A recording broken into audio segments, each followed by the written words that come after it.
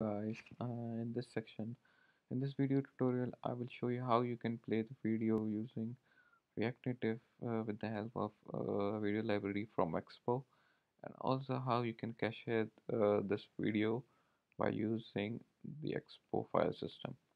So what we'll be building, we will building a video player that will play any video that you from the external resource, external URL, I mean, and that you like this. If I press on this button, it will play the video player of the native control.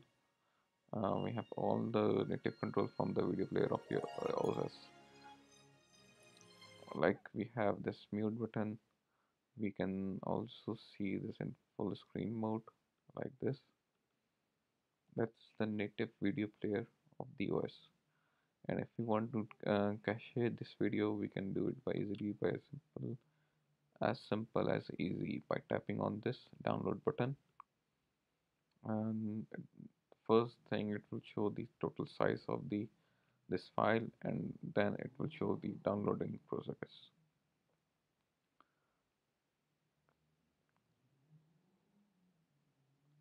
It's been 60%.